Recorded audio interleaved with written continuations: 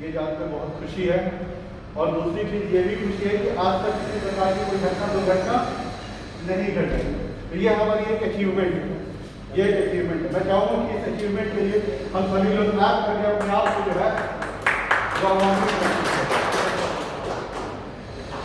जो अच्छी चीज़ हो उसके लिए हमें अप्रिसिएशन मिलना चाहिए।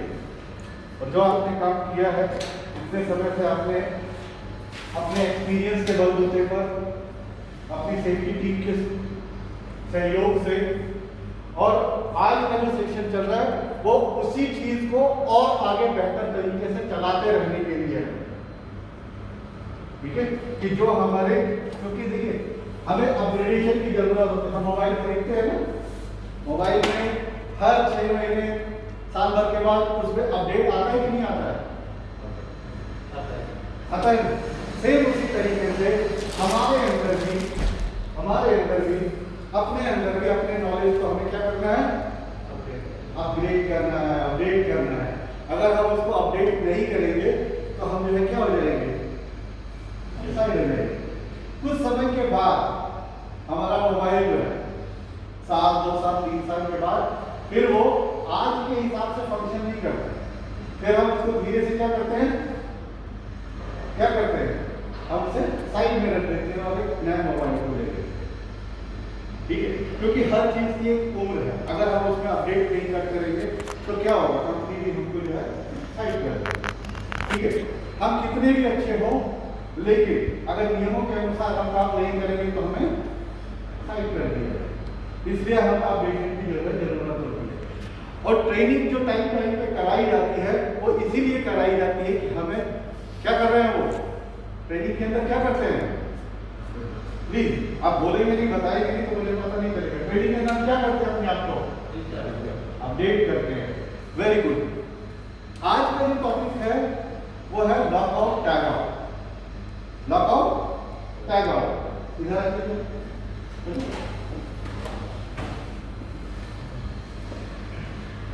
क्या नाम है आपका? बालों के लिए एक बार जोर से क्लैप करें प्लीज।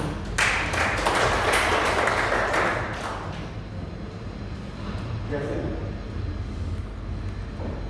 लॉकआउट टैग आउट होता क्या है? पता है इसके बारे में? थोड़ा बहुत कभी सुना हो?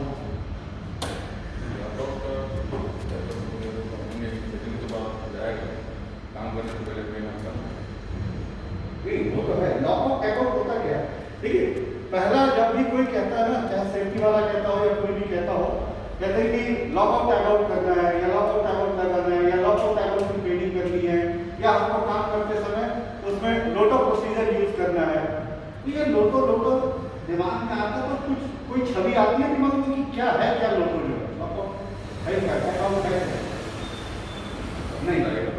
वेरी गुड, प्लीज बैठ जाइए मेरे साथ। दोस्तों, जब भी कोई चीज हम सुनते हैं तो उसकी कुछ ना कुछ फिगर हमारे माइंड में आता है। यस और नो? यस और नो? यस। यस।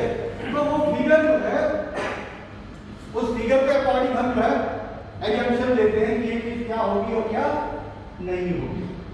ठीक है, लॉकआउट टैग आउट का जब भी हमारे कानों में सुनाई देता है लॉकआउट, तो लॉक से समझ में आता है यार ताला होगा। टैग आउट का मतलब यानी कि कोई टैग टाइप की कोई चीज होगी। सही है ना? हाँ, तो लॉकआउट टैग आउट के अंदर जब भी नाम आता है तो लॉक में लॉक आ गया, टैग में टैग आउट है। तो ये दो चीजों से हमारे दिमाग में फिगर बनता है कि एक ताला होगा और एक टैग होगा और इसी का हमें कहीं न कहीं इसका प्रयोग करना है। Simple, clear. लेकिन लॉकआउट टैग आउट के अंदर सिर्फ लॉक और टैग ही नहीं होते, इसमें बहुत सारी चीजें होती हैं, बहुत सारी चीजें होती हैं जिसका हम एक एक करके क्रमवाइज में चीजों को सिखाऊंगा, बताऊंगा। लेकिन उससे पहले सबसे पहला सवाल ये उठता है कि आखिर में ये लॉकआउट टैग आउट की उत्पत्ति कहाँ हुई? ये जन्म कैसे लिया? इसकी उत्पत्ति कहाँ हुई? क्योंकि जब तक हम इसके बेस को नहीं समझेंगे फिर आगे समझना थोड़ा मुश्किल हो जाएगा। लॉकआउट टैग आउट की उत्पत्ति जो है अमेरिका में हुई। कहाँ हुई? अमेरिका। इसकी उत्पत्ति अमेरिका में उस समय हुई जब इंडस्ट्रियलाइजेशन, जब औद्योगिक क्रांति हुई। वहां पर जो है औद्योगिक क्रांति होने के बाद औद्योगिक क्रांति समझ रहे हैं? जब बहुत सारे इंडस्ट्री लगाए गए, इंडस्ट्रियलाइजेशन होने लग गया और सारी चीजें बड़ी बड़ी इंडस्ट्री लगने लग गई, तो औद्योगिक क्रांति के बाद क्या हुआ कि वहां पर काम सही से चल रहा है, लेकिन दुर्घटनाएं जो है बढ़ने लग गई। दुर्घटनाएं, जो इंडस्ट्रियल एक्सीडेंट है वो जो है बढ़ने लग गया। और इंडस्ट्रियल एक्सीडेंट बढ़ने के कारण क्या हुआ कि जो इंश्योरेंस कंपनियां थी, उन इंश्योरेंस कंपनियों को बहुत ज्यादा लॉस होने लग गया। क्या होने लग गया? लॉस होने लग गया। कैसे? अब मान लीजिए डेथ मशीन पे आप काम कर रहे हैं, काम करते समय आपका ध्यान कहीं इधर उधर हो गया, या फिर उस मशीन का मेंटेनेंस करते समय आपका ध्यान कहीं और हुआ और वो हाइड्रोलिक गिरा, आपका हाथ चॉप हो गया। हो सकता है कि नहीं? हाँ, आपका हाथ चॉप हो गया। चॉप होने के बाद जो है वो तो एक्सीडेंट है, इंश्योरेंस कंपनी तो जो है उसको इंश्योरेंस देना पड़ेगा या नहीं देना पड़ेगा? हाँ? और अमेरिका के अंदर क्या है कि इंश्योरेंस बहुत हैवी इंश्योरेंस लगता है। और इंश्योरेंस किस तरीके से कैलकुलेट होता है? अगर मान लीजिए मेरी एज एक्सीडेंट के समय अगर 30 साल है, तो एक एवरेज निकाला जाएगा कि इस व्यक्ति की उम्र अगर आज 30 साल है तो ये कम से कम 60 साल तक तो जो है काम करता। और अगर 60 साल तक ये काम करता और इस हाथ से ये काम कर रहा है, आज अगर ये वर्कर की पोजीशन पे है तो प्रमोशन हो सकता है कि असिस्टेंट मैनेजर या मैनेजर के लेवल तक चला जाए।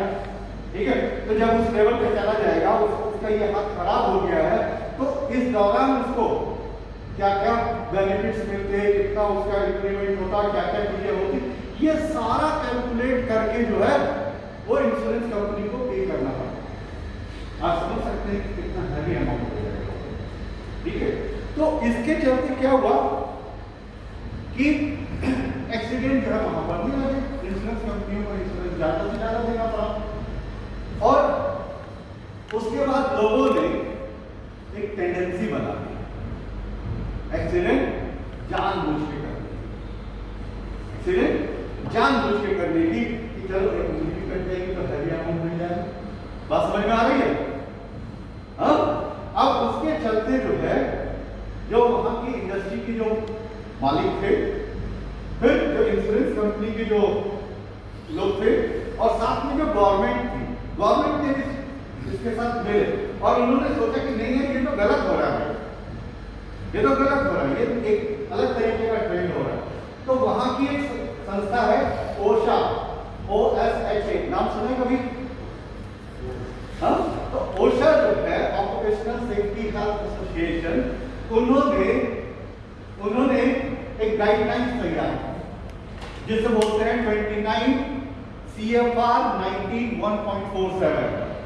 इस गाइडलाइन के तहत उन्होंने लॉकआउट टैगआउट का जो है निर्णय लिया कि लॉकआउट टैगआउट की गाइडलाइन तैयार की कि जो भी इंडस्ट्री है वहां पर जो भी, और ये एक्सीडेंट कब हो रहे थे? ज्यादातर मेंटेनेंस के अंदर हो रहे थे। किसमें हो रहे थे? मेंटेनेंस में हो रहे थे।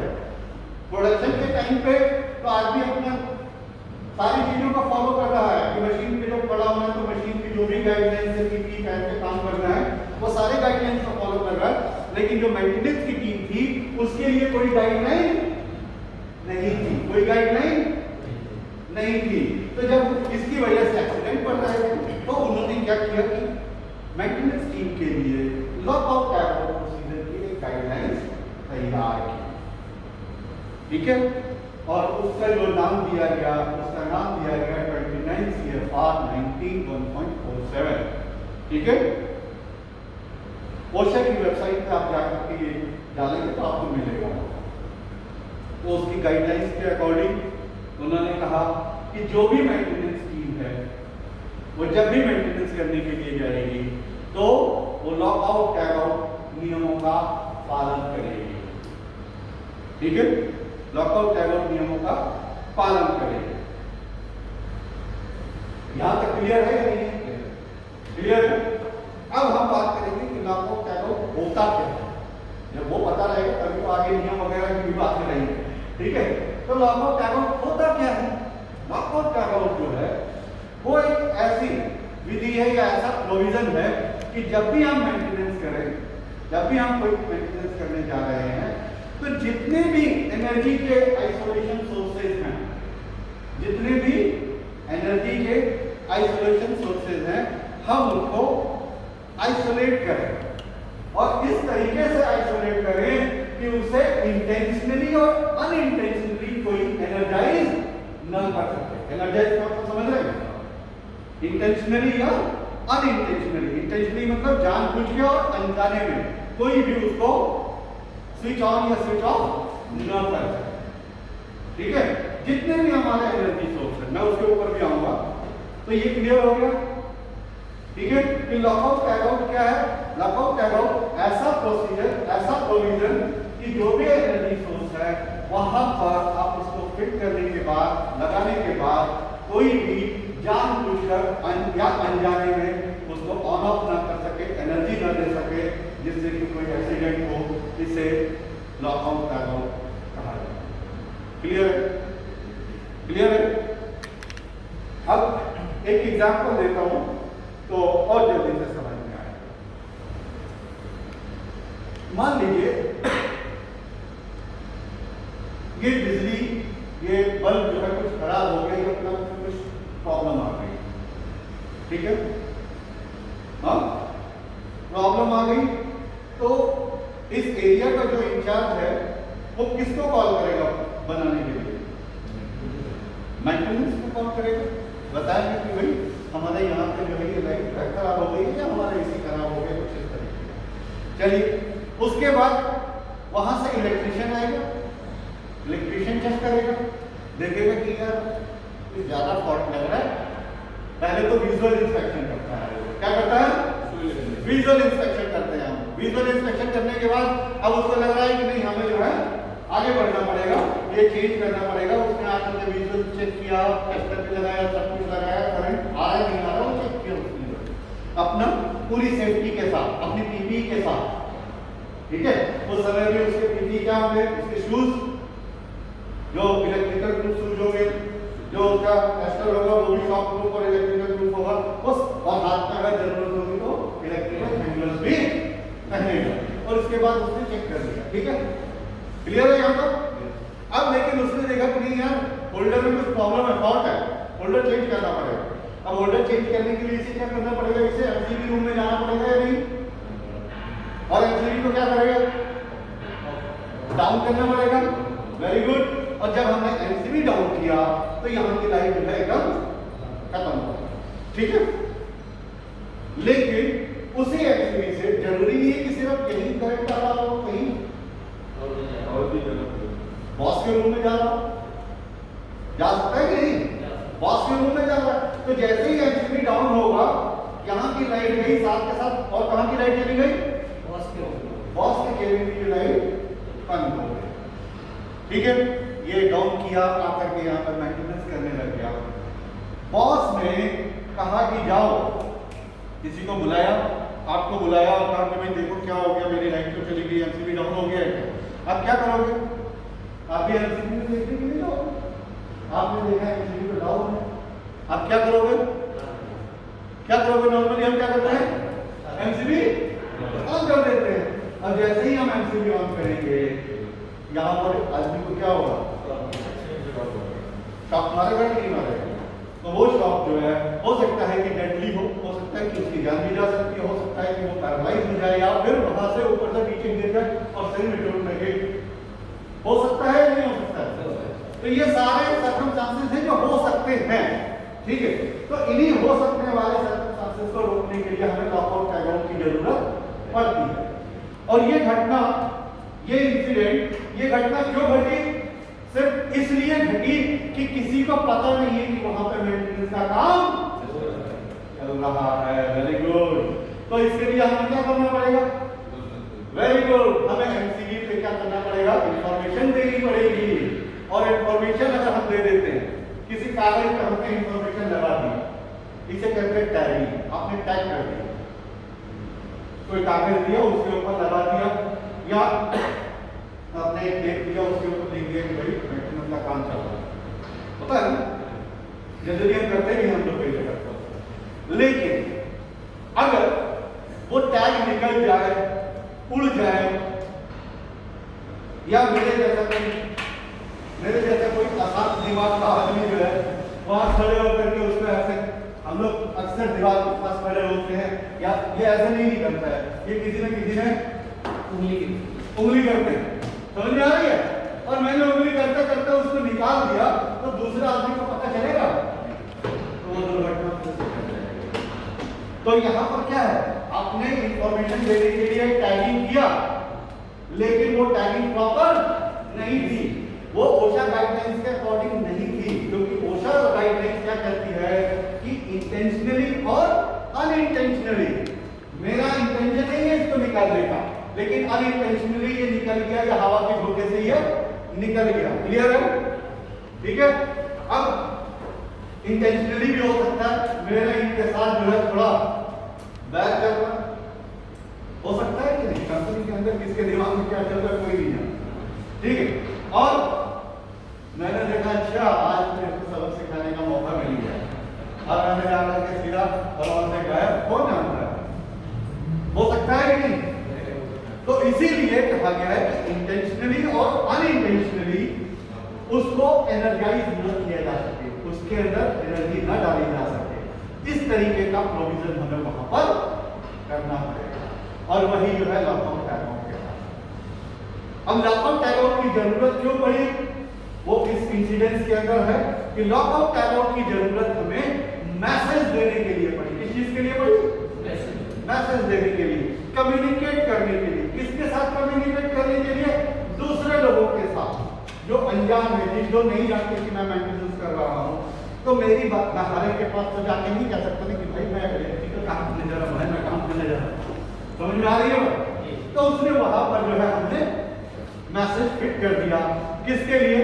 सबके लिए, कि भाई मैं काम कर रहा हूं, कोई इस एमसीबी को ऑन नहीं करेगा। क्लियर है? कोई डाउट अभी तक से? अब हमने जो है मैसेज दे दिया, अब हमें मैसेज किन किन को देना है? हमने वहां पे तो कम्युनिकेट कर दिया, साथ के साथ हमें मैसेज कम्युनिकेट करना है आजू बाजू के लोगों को।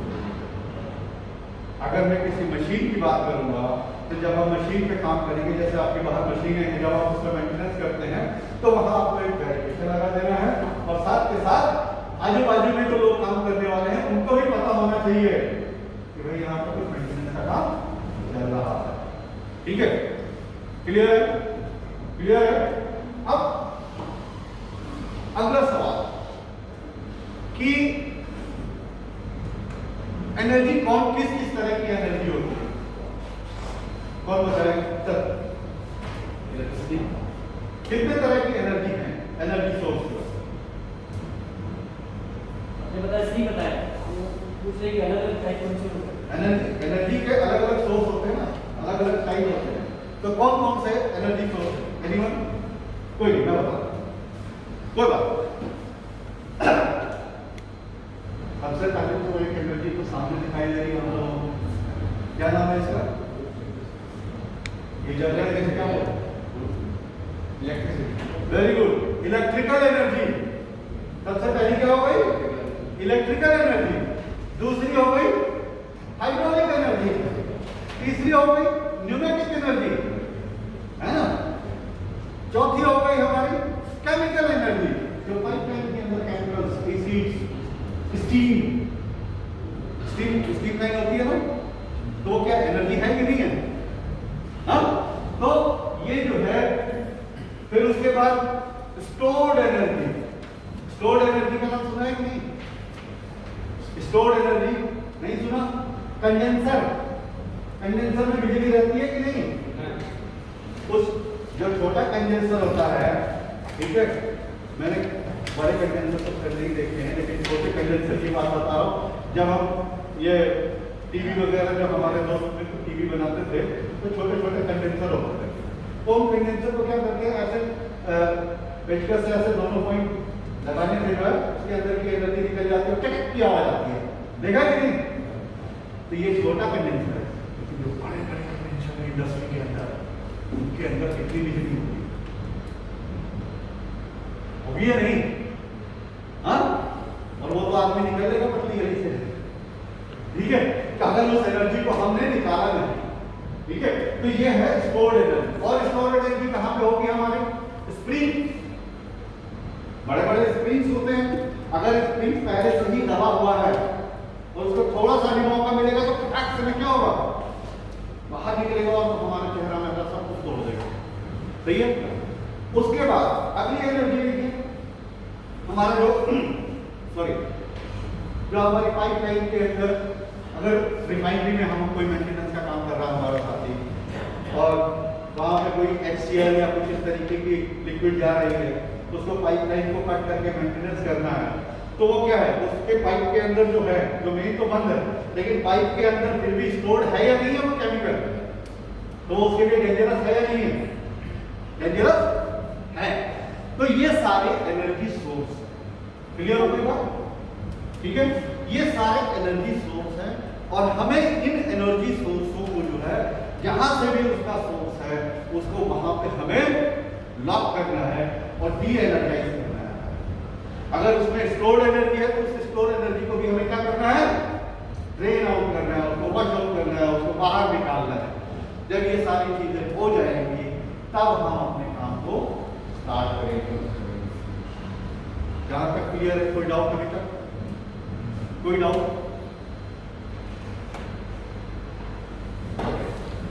अब इससे आगे बढ़ते हैं। हमने एनर्जी भी देख लिया। जब मैं एनर्जी सोर्सेज की बात कर रहा हूं तो उम्मीद कर रहा हूं कि आपको अपने प्लांट के अंदर कहां कहां कौन कौन से एनर्जी सोर्स है वो सारे आपके दिमाग में आ रहे होंगे। आ रहे हैं या नहीं आ रहे? आ रहे हैं कि नहीं? अरे तो वो सारे आने चाहिए कि नहीं यार, यहाँ तो हमारा स्टीम वाली लाइन है, यहाँ पे हमारा वो वाली पाइप है, यहाँ पर हमारा इलेक्ट्रिकल है, यहाँ पर, ठीक है। ये चीजें जो है हमें आनी चाहिए हमारे, क्योंकि हमें अपने प्लांट के बारे में सोचना है। अब अगली चीज जो है, जब हम किसी भी मशीन की मेंटेनेंस के लिए जाते हैं, ठीक है, जब भी हमने मशीन लगाई होगी उस मशीन के साथ कोई ना कोई बुकलेट जरूर मिलेगी, मिली है या नहीं? जब हम एक मोबाइल भी खरीदने के लिए जाते हैं, छोटा सा मोबाइल भी खरीदते हैं, तो इसके साथ एक बुकलेट मिलती है, क्या बोलते हैं उसको? कैटलॉग। यूजर कैटलॉग तो वो हो गया जिसके अंदर इसका थोड़ा बहुत फीचर्स लिखा रहता है, लेकिन एक यूजर मैनुअल होता है जिसके अंदर वो बताया जाता है कि इस मशीन को यूज कैसे, इस मोबाइल को इस्तेमाल कैसे, फिर उसके अंदर उस मोबाइल को के सेफ्टी फीचर्स भी दिए जाते हैं कि इस समय आपको ये काम करना है, जब आप मेंटेनेंस कर रहे हैं तो उस मेंटेनेंस के समय आपको ये प्रोविजन को फॉलो करना है, ठीक है। उसी तरीके से इस प्लांट के अंदर जितनी भी मशीनें लगी होंगी उन मशीनों की कुछ न कुछ गाइडलाइंस आपको मिली होगी, वो बुकलेट होगी आपके पास, क्लियर है, ठीक है। उस गाइडलाइन के हिसाब से जो है उसमें जो ऑपरेटिंग का दिया होगा, साथ के साथ उसमें जो माइनर मेंटेनेंस की चीजें हैं, जो जरूरत की जो है, जो प्रोडक्शन और प्रोसेस के समय में जो है मेंटेनेंस की जरूरत होगी, उसके बारे में भी उसमें दिया होगा, और साथ के साथ जो मेजर होगा तो उसका भी उसमें दिया होगा कि मेजर के लिए हमें क्या कॉल करना है, ठीक है। ये मुझसे ज्यादा अच्छे तरीके से जानते होंगे। अब जिस मशीन के अंदर भी जो है, जब हम मेंटेनेंस के लिए काम करने जाएंगे, ठीक है, तो वहां सबसे पहले हमें ये चेक करना है कि इसमें कितनी एनर्जी सोर्स काम कर रही है, कितनी एनर्जी सोर्स काम कर रही है। अब एक ही मशीन के अंदर हो सकता है कि 3-4 तरह की एनर्जी सोर्स लगी हो, उसमें इलेक्ट्रिकल एनर्जी भी आ रही है, उसमें हाइड्रोलिक एनर्जी भी हो सकती है, उसमें जो है न्यूमेटिक एनर्जी भी हो सकती है, उसमें मैकेनिकल एनर्जी भी हो सकती है, घूमने फिरने वाली, ठीक है। तो ये सारी चीजें, स्प्रिंग्स हो सकते हैं उसके अंदर, तो ये सब चीजें हमें पता होनी चाहिए कि उसमें कौन कौन से एनर्जी सोर्स है। जब हमें ये सारे एनर्जी सोर्स पता चल जाएंगे, ठीक है, तब हम उनके ऊपर उस एनर्जी को किस तरीके से डी एनर्जाइज किया जाएगा, अकॉर्डिंग टू दैट हम उसके ऊपर वो प्रोविजन लगाएंगे। इलेक्ट्रिकल की एनर्जी है तो हम इलेक्ट्रिकल के हिसाब से उसके ऊपर लॉकआउट लगाएंगे, अगर वो मैकेनिकल का है तो मैकेनिकल के हिसाब से उसके ऊपर लॉकआउट लगाएंगे, क्लियर है? उसके बाद अगर उसमें न्यूमेटिक है या हाइड्रोलिक है तो हम उसके हिसाब से जो है उसके ऊपर एनर्जी को डी-एनर्जाइज करके और उसके ऊपर हम नॉकआउट लगाएंगे कि दोबारा से कोई एनर्जाइज नहीं कर सकते। क्लियर है? तो सबसे पहला काम हमें क्या करना है, जितने भी एनर्जी सोर्स हैं हमें इनकी क्या करनी है, जानकारी लेनी है। और हर एक मशीन की जो है एनर्जी सोर्स अलग अलग हो सकते हैं, ठीक है? छोटे मशीन, बड़े मशीन, सबकी अलग अलग और सबके अलग अलग मेंटेनेंस के प्रोसीजर भी होंगे, ठीक है? सबके अलग अलग प्रोसीजर हैं। जो भी आप मेंटेनेंस का प्रोसीजर आप फॉलो कर रहे हैं, ऐसा नहीं है कि आप लोग जो है सेफ्टी के साथ फॉलो नहीं कर रहे, आप सेफ्टी के साथ फॉलो कर रहे हैं, लेकिन उसी को जो है अब हमने रिकॉर्डेड वे में जो है फॉलो करना है, ठीक है? रिकॉर्डेड वे में फॉलो करना है कि कल को आपकी कंपनी आई है तो सर्टिफाइड कंपनी, ठीक है? तो कल को अगर कोई ऑडिट के लिए आता है और पूछता है मेंटेनेंस टीम से कि भाई आप मेंटेनेंस करते हैं, आपका क्या रिकॉर्ड है, कुछ है, तो आप बता सकते हैं कि हाँ सर हम लोग जो है लॉकआउट टाइम प्रोसीजर को इस तरीके से फॉलो करते हैं, ये हमारा रिकॉर्ड, ठीक है? क्लियर है? तो हमें जो भी हम काम कर रहे हैं अब हम उस काम को रिकॉर्डेड तरीके से काम करेंगे। ऐसा नहीं है कि पहले, आज से पहले आप जो है मेंटेनेंस के लिए जाते थे तो बिना इलेक्ट्रिकल एनर्जी को बंद किए ही काम शुरू कर देते थे, ऐसा था क्या? हाँ? ऐसा ही? अगर ऐसा है तो डिपेंड है। जैसे बोलेंगे अर्जेंट है तो अर्जेंट में हम लोग अपना रिस्क लेके हम लोग करते हैं। दोस्तों अगर अर्जेंट है, अच्छा वो हमने बता दिया इस चीज को जो है, वो बोलेगा कि इसके लिए मैं बोल देता हूँ। तो मैं यहाँ पे क्लियर कर देना चाहता हूँ। आपका क्या नाम है? मेरा नाम बलजीत सिंह। बलजीत सिंह जी। अच्छा वो बलजीत सिंह जी, आपने भी जो है अच्छा पॉइंट बताया कि अर्जेंट कह देते हैं कि अर्जेंट में प्रेशर डाल देते हैं और हमको करना पड़ता है, ठीक है? दोनों को लेकर के हम बात करेंगे, दोनों तरफ से। मैं मैनेजमेंट का आदमी हूँ, मैनेजर हूँ, मुझे प्रोडक्शन से लेना देना है, मैं पक्का आपके ऊपर प्रेशर डालूंगा, ठीक है? कि इसको जितनी जल्दी हो सके करें। मेंटेनेंस के जो लोग हैं वो अच्छे तरीके से इस बात को समझें, ठीक है? कि इसको करना है, आपने जल्दी करना है, नहीं तो प्रोडक्शन रुक जाएगी, ये हो जाएगा बवाल। ऊपर से भी प्रेशर आ रहा है और जो ऊपर से प्रेशर आता है वो प्रेशर हम आगे रिलीज कर देते हैं, हम अपने पास नहीं रखते। ये लॉ ऑफ प्रेशर है। वो प्रेशर कहाँ जाएगा? वो एंड वाले के पास ही जाएगा, जो कर रहा है काम उसके ऊपर जाएगा। हाँ वो उसके ऊपर जाएगा। सीरियसली बता रहा हूँ, जो फैक्ट है वो चीज है। तो ऊपर से आया भाई, बॉस का प्रेशर आया, वो प्रेशर यहाँ से आपके पास पहुंच गया। अगर बॉस ने गाली दिया है तो वो गाली यहाँ से ट्रांसफर होकर के सीधा आपके पास पहुंच गई, ठीक है? अब आपके अंदर जो गाली चल रही है ना, वो कहाँ निकलेगी? वो कहाँ निकलेगी? वो काम के ऊपर होता है, मिसअंडरस्टैंडिंग काम हो जाता है। बिल्कुल सही। या तो वो काम पे निकलेगी, और अगर काम पे नहीं निकली तो आपके जो है आपके दोस्तों पे निकल जाएगी या फिर आपके परिवार पे निकलेगी। इस चीज को हमेशा याद रखें कि जो एनर्जी है, जो इन्होंने जो नेगेटिव एनर्जी डाली आपके ऊपर प्रेशर वाली, तो नेगेटिव एनर्जी फ्लो करते करते, क्योंकि एनर्जी कभी खत्म नहीं होती है, हम सब जानते हैं, साइंस के अंदर ये चीज पढ़ाई है हम लोगों को, ठीक है? वो रूप बदलती रहती है, वो एक जगह से दूसरी जगह ट्रांसफर होती रहती है, तो वो ट्रांसफर हो गई, ठीक है? अब इसका नुकसान क्या होगा? इसका खामियाजा ये होगा कि आपसे कोई ना कोई गलती होगी। अगर आप प्रेशर लेंगे, जल्दीबाजी करने की कोशिश करेंगे तो आपसे कोई ना कोई गलती होगी, और उस गलती का खामियाजा दो आदमी भुगतेंगे, कोई एक नहीं, दो आदमी, इधर आप खुद और नहीं तो आपकी कंपनी। वो कैसे? अगर आपसे कोई ज्यादा बड़ी मिस्टेक हो गई है उस प्रेशर के अंदर, आपने कुछ ऐसा काम कर दिया और उसके बाद आपको लगा कि मैंने तो मेंटेनेंस कर दिया और बटन दबाया, मशीन के अंदर कुछ नया फॉल्ट आ गया, हो सकता है या नहीं? और ऐसा हुआ भी होगा कई बार, ठीक है? एक और बड़ा, उससे नुकसान किसका हुआ? कंपनी का, ठीक है? और अगर ऐसा नहीं हुआ, कुछ दूसरी मिसहैपनिंग हो गई और वो मशीन से जो है आपका हाथ कर गया, या आपकी आंखें चली गई, या आपका कुछ और चला गया, हो सकता है कि नहीं सकता? वो सिर्फ आपकी जल्दीबाजी और इसके चलते। दोस्तों एक चीज याद रखो, सकता है कि मेरे इस बात से जो है मैनेजमेंट की टीम जो है नाराज हो जाएगी, लेकिन मैं मैनेजमेंट के लिए नहीं, मैं सिर्फ आपके लिए आया है। ठीक है, तो मैं आपकी बात बता रहा हूँ। एक चीज़ याद रखना, प्रेशर लेने की कोई ज़रूरत नहीं है, काम अपने हिसाब से आप करें, सेफ्टी को फॉलो करें। ठीक है, सेफ्टी को कभी नज़रअंदाज न करें, और साथ में लोगों प्रोसीजर को फॉलो करते हुए अपने काम को पूर्ण करें, चाहे कितनी भी जल्दी हो।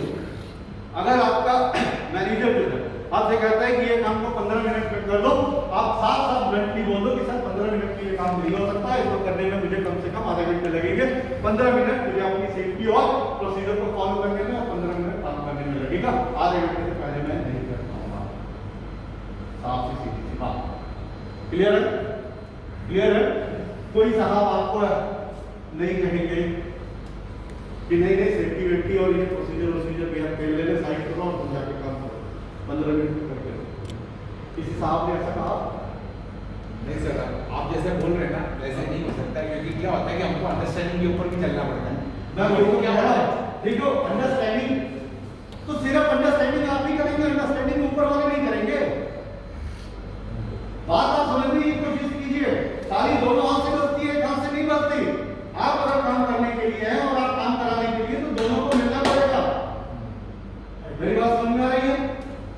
समझ में आ रही है? तो आपको इन चीजों को जो है दोनों आदमी को ये चीज समझना पड़ेगा, जो काम कराने वाले और जो करने वाले हैं। अब एक चीज बताइए, ठीक है मैं आपका बॉस हूं, मैं आपकी बात सुन नहीं रहा हूं, मैं आपको प्रेशर दे रहा हूं, आपको काम करना है। काम किसने करना है? मैंने करना है या आपने करना है? काम किसने करना है? आपने करना है। अब आप जो है अपने स्क्रू पैनल भी लिए, सब कुछ लिए और जाकर के आपने काम करना शुरू कर दिया। वो काम करना या नहीं करना, ये आपके ऊपर डिपेंड करता है। आप उसे आधे घंटे में करें, 15 मिनट में करें, या पूरा का पूरा दिन लगा दें, ये आपको मालूम है कि उस काम को कैसे क्या करना है। एक छोटे से काम को आप एक दिन भी लगा देते हैं, और एक छोटे से काम को, एक बड़े से काम को आप जो है 2 घंटे में भी निपटा देते हैं। सही है या गलत है? ये तभी होता है, ये तभी होता है जब हमारा दिमाग दिल खुश हो। गलत कह रहा हूं या नहीं? जब हमारा दिमाग और दिल दोनों ही खुश होता है, स्वस्थ होता है, तो हम, अगर मेरा बॉस ऐसा है, वो कहता है कि नहीं है देखो हाँ करना है, जल्दी करना है, लेकिन तुम अपना हिसाब से जाओ और सेफ्टी के साथ ही काम करो। ठीक है, जब आपका बॉस आपके बारे में सोचता है, तो आप भी अपने बॉस के बारे में सोचते हैं। ठीक है, लेकिन जब बॉस नहीं सोचेगा तो हम भी नहीं सोच पाएंगे। और एक चीज हमेशा याद रखना कि अगर कोई दुर्घटना हो गई, आप में से किसी का भी कोई नुकसान हो गया, किसी के हाथ कट गई, उंगली चला गया, आपका बॉस नहीं आएगा कहने के लिए कि हाँ मैंने जल्दी जल्दी कहा था, नहीं आएगा, चेंज हो जाएगा। तो जब हमें मालूम है कि वो चेंज हो जाएगा, तो अपनी जान क्यों आपको, ये हमारी जान है ना। मेरे साथ मेरा परिवार जुड़ा हुआ है, उसी तरीके से आपके साथ आपका पूरा परिवार जुड़ा हुआ, हाँ या ना? और कल को अगर यहाँ पे भगवान न करे, अल्लाह न करे, अगर मेरा हाथ कट गया, तो मुझे कौन काम देगा? ये कंपनी भी मुझे क्या करेगी? निकाल देगी, और दूसरी कंपनी में मिलेगा भी नहीं जॉब। तो एक छोटी सी गलती, एक छोटी सी जल्दबाजी, वो भी किसकी जल्दबाजी? जिसका लेना ना दे, लेना एक ना देना दो, बॉस का। ठीक है, उसको क्या हो, तो आराम से कुर्सी लगा कर लैपटॉप पे बजा लेगा। ठीक है, लेकिन आप लोगों को इसके बारे में सोचना, ये लॉ ऑफ ट्रैवल का प्रोसीजर और जो कुछ भी चीजें हैं, ये सिर्फ आपकी सुरक्षा के लिए बनाई जा रही है, ये आपकी सुविधा के लिए बनाई जा रही है, ये आपके लिए इंश्योर किया जा रहा है कि जल्दीबाजी में भी जो है आपसे कोई गलती ना हो, जल्दीबाजी में भी जो है कोई आपसे गलत काम ना हो जाए, और जल्दीबाजी में भी आप किसी अंग भंग ना हो, आपका हाथ ना कटे, आपका नुकसान ना हो। क्लियर है? ठीक है, तो उसके लिए हमें इस लोटो प्रोसीजर को फॉलो करना है। अब लोटो प्रोसीजर होता क्या है और इसे बनाया कैसे जाएगा? ठीक है, यहां तक क्लियर है कि नहीं? ठीक है, अब लोटो प्रोसीजर को जो है आप मशीन प्रोसीजर भी कह सकते हैं, machine maintenance procedure, MMP, machine maintenance procedure. और ये जो है 2 टीमें मिलकर बनाती हैं। ठीक है, इनिशियल शुरू में जो है, जब एक बार बन जाएगा, सब कुछ तैयार हो जाएगा, फिर उसको हमें फॉलो करना रह जाता है। इसके लिए सेफ्टी टीम और मेंटेनेंस टीम बैठ करके, ठीक है, मेंटेनेंस टीम से बात करके कि भाई आप क्या क्या काम करते हैं। सेफ्टी वाला जो है, देखो सेफ्टी वाला वो अपने सेफ्टी के नजरिए से देख रहा है, ठीक है, आप अपने मेंटेनेंस के नजरिए से आप उसको सारी चीजें बता रहे हैं कि सर हम ये काम करते हैं, ऐसे करते हैं, ये चीजें करते हैं।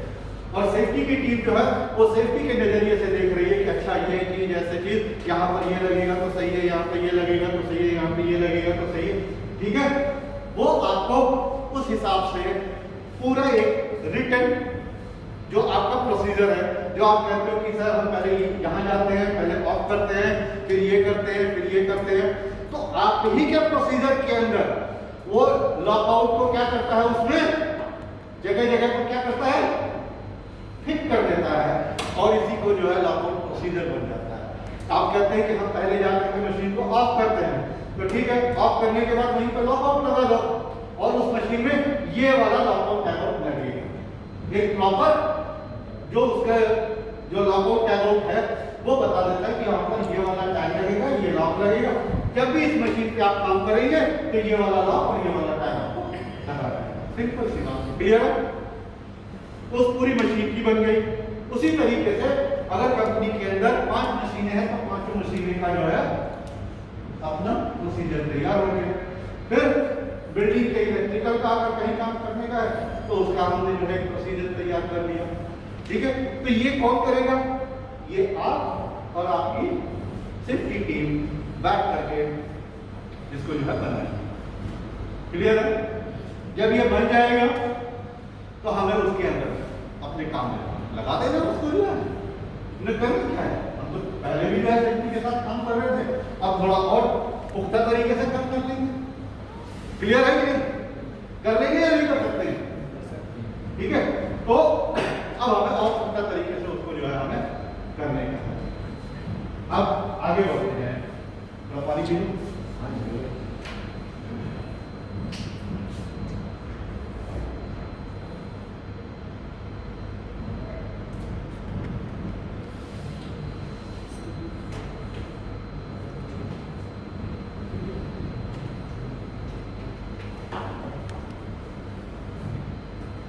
आज का हमारा पहला दिन है और पहली बार हम लोग इस तरीके से मिल भी रहे हैं और ये सेशन चल रहा है।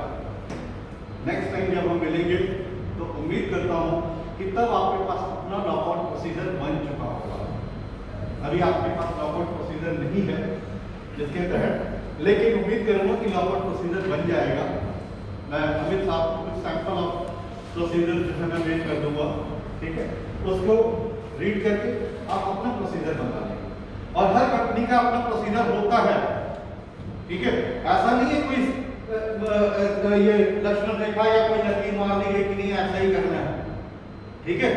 अपने काम को अपने मशीन के हिसाब से और अपनी सुविधा के हिसाब से अपनी सुरक्षा को हम 101% करते हुए लॉकआउट टैगआउट का मतलब यही है, ठीक है। और दूसरे को कम्युनिकेट करना, इसका कोई और नहीं। ये पैसिव सेफ्टी में आता है। किसमें आता है?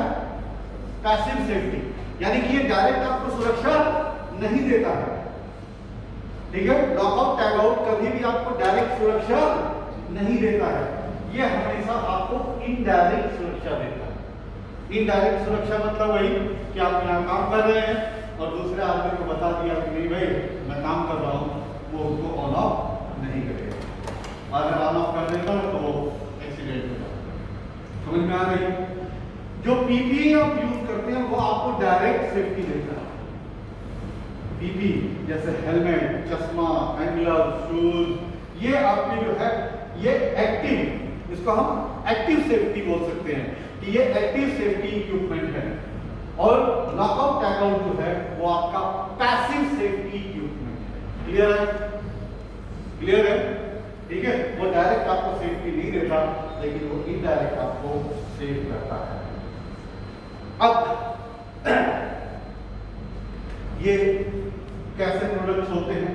आपके पास किट है, जरा इसको खोलें और उसमें क्या क्या चीजें हैं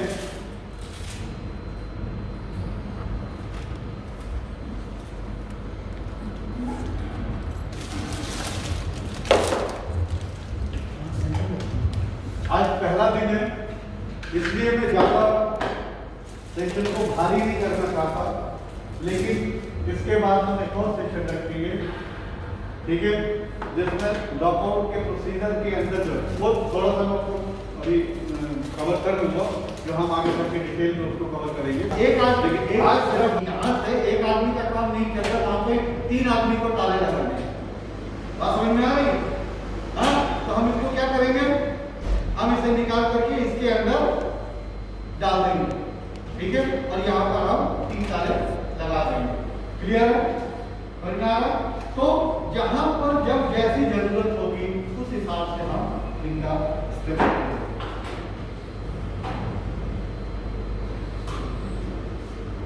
ये इसके अंदर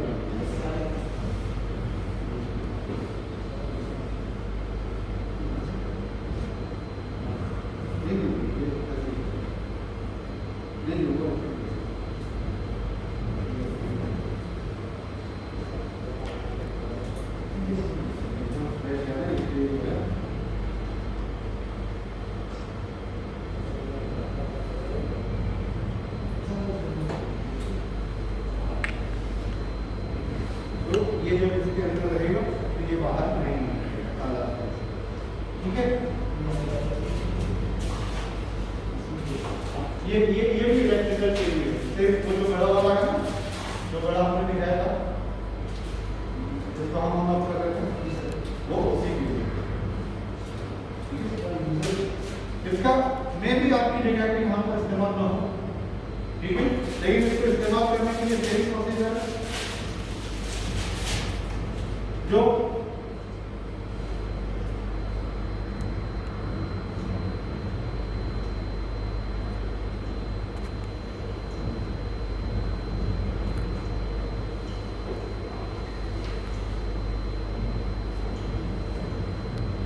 भी आपका इलेक्ट्रिकल काम आप करने वाला था, ठीक है, वो कहाँ हाँ ठीक है, हम तो इसी तरीके का हम जो है जरूरी नहीं कि ये इसके अंदर हो, इसके अंदर लगे, ठीक है, लेकिन दूसरे के अंदर जो है वो ऐसा लग जाता है, जो इससे भी बड़े होते हैं, इससे भी बड़े बड़े आते हैं, ठीक है, तो उनके अंदर ये इस तरीके से लग जाता है, ठीक है, और उसके बाद हम इसको जो है और यहाँ पर हम क्या करेंगे, लॉक कर देंगे। प्रोसीजर सेम है हर चीज का, बस हमें अपने आइसोलेशन पॉइंट के हिसाब से हमें आइडेंटिफाई करना है कि हमारे आइसोलेशन पॉइंट पे इनमें से कौन सा सही फिट होगा, कौन सा सही फिट होगा। तो अभी हम लोग जो है एकदम पहले स्टेज में है। पहला स्टेज मतलब हम लोगों का सर्चिंग है, ये किट है, इस किट के हिसाब से सभी को हो सकता है कि लगा लगा करके आपको चेक करना पड़ेगा कि कौन सा सही से फिट हो रहा है, और जो सही से फिट होगा वो आपने जो है साहब को बताना है कि सर इस जगह पर ये वाली चीज सही फिट हो रही है। क्लियर है? उस हिसाब से फिर ये प्रोसीजर बना पाएंगे। तो इस प्रोसीजर को बनाने में ये आपके लिए और आने वाले आपके जो भी भविष्य में जो लोग आएंगे तो उनके लिए ये जो है काम हो जाएगा। ये इसके अंदर आपका जो प्लग है, प्लग छोटा वाला जो प्लग है, वो छोटा प्लग इसके अंदर डालेंगे, ठीक है, ये कटा हुआ हिस्सा दिख रहा है, यहाँ से क्या होगा कॉर्ड। अब ये आपका प्लग है, ये आपका क्या है,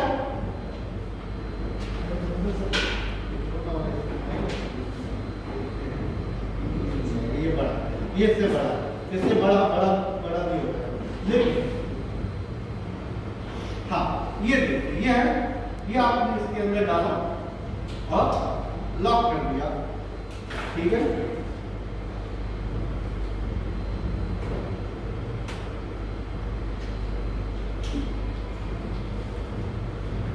अब इसे कोई निकाल नहीं सकता, और जब तक निकलेगा नहीं तब तक लगेगा नहीं, और जब लगेगा नहीं तो हम इसका इस्तेमाल कर नहीं सकते।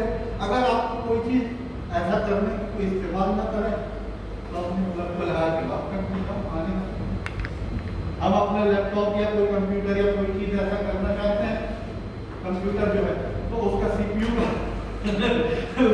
इसके अंदर कोई और ही नहीं कर पाएगा। समझ में आ रही है बात? तो सेफ्टी के लिए जो है, प्रिकॉशनरी के लिए जो है हम इसका इस्तेमाल करें। और कहीं पर भी, और जैसे आपने मशीन में जो है कोई प्लग लगा हुआ है, छोटा है बड़ा, अब ये छोटा है, इसी तरीके से बड़ा भी आता है, बड़े प्लग लगाओ आते हैं। और साथ के साथ जैसा वो सिलेंडर वाला था उस तरीके का भी आता है कि इसमें डाल के आपने लॉक कर दिया। ठीक है, सिलेंडर वाला कौन सा, जो गोल वाला आपका बड़ा नहीं आता लगाने के लिए, उसको डोर में डाल के आप उसके अंदर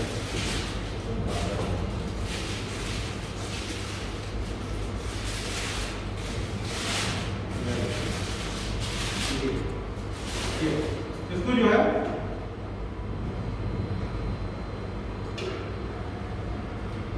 ठीक है, इसके अंदर हमने डाल दिया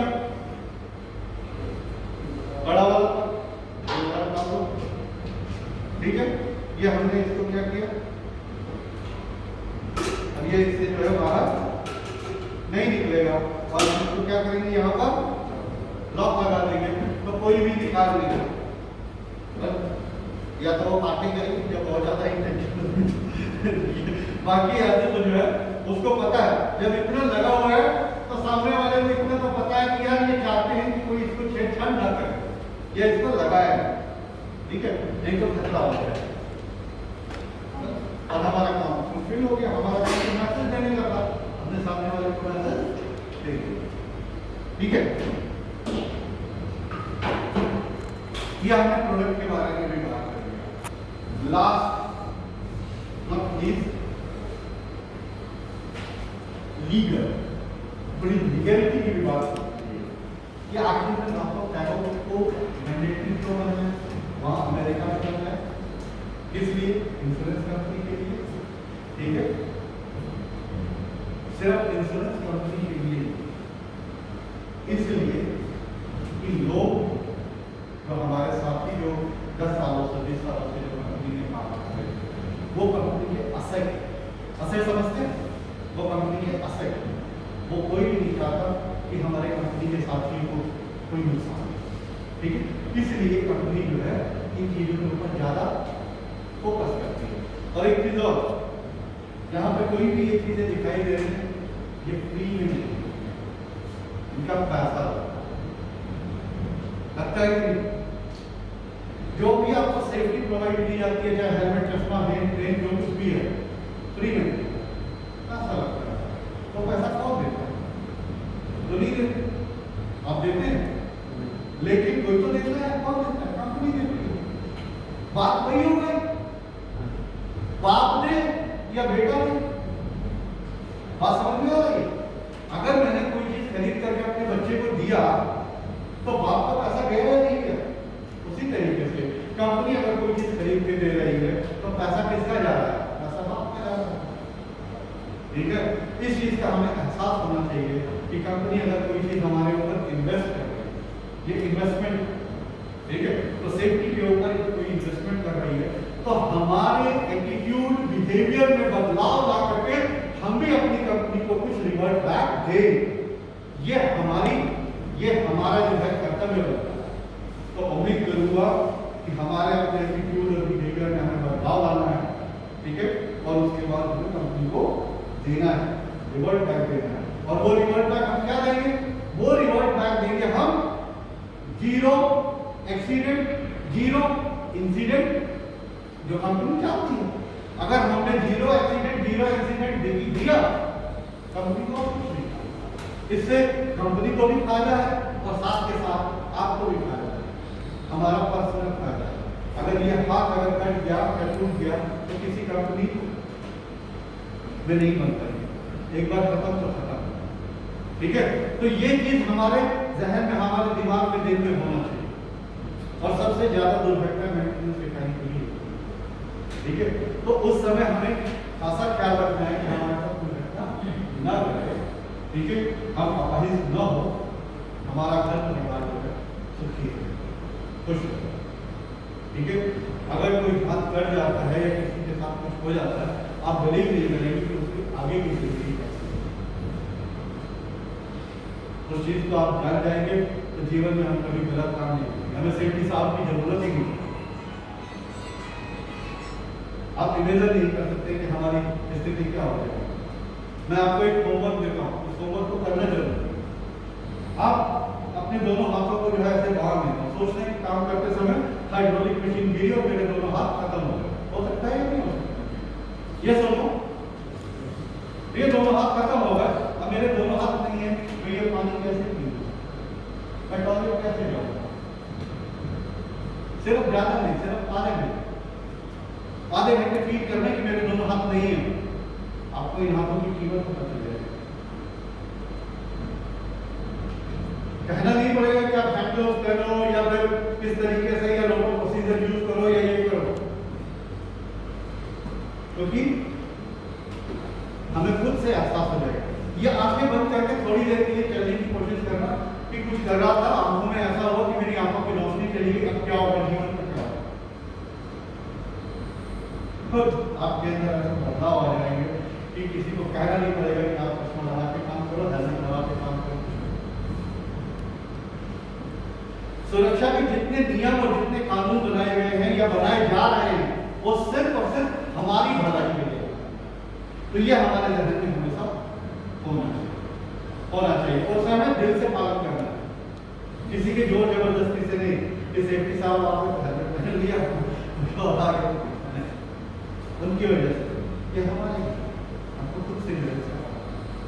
और जब हम इन चीजों का सही से रखरखाव करेंगे, मेंटेनेंस करेंगे, ठीक है, तो कंपनी की हमारा ख्याल और इनका ख्याल रखना है। ये काफी महंगी महंगी चीज है, इनका ख्याल रखना है। मैं लेजिस्लेशन की बात कर रहा था कि हर मशीन जो काम करते हैं तो मशीन पे काम करने के कुछ नियम कानून है कि इस मशीन पे काम करते समय आपको चश्मा लगा के काम करना है, हैंड ग्लोव्स पहन के काम करना है, सेफ्टी शूज पहन के काम करना है।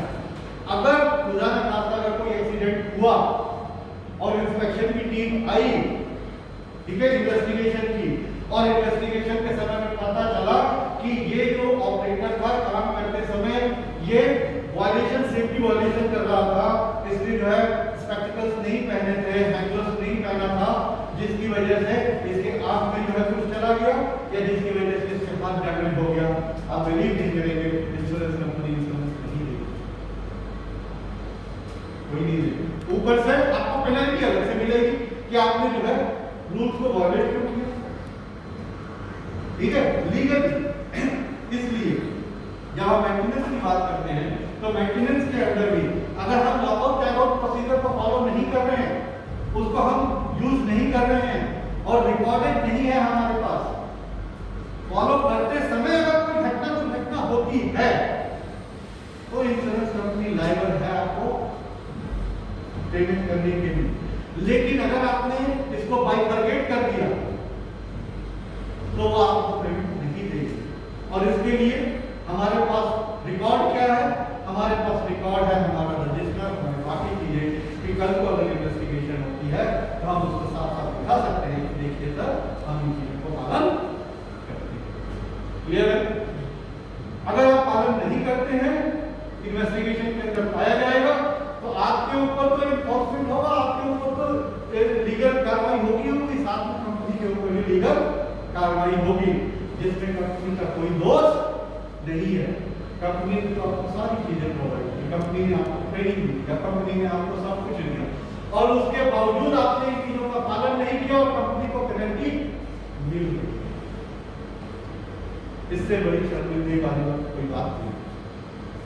तो अगर कंपनी हमारे लिए इतना कुछ कर रही है तो हमारी भी जिम्मेदारी बन जाती है कि हम भी इन चीजों को सही तरीके से सीख करके और इसको अपने जीवन में पालन करना, इम्प्लीमेंटेशन करना। क्लियर? कोई डाउट? ठीक है, अब अपने हाथ सामने खड़ा करें और मेरे साथ शपथ दें। बोलिए, आज हम सभी कसम खाते हैं जब भी मेंटेनेंस करने जाएंगे लॉकआउट टैगआउट का प्रयोग करेंगे। हमेशा सुरक्षा नियमों का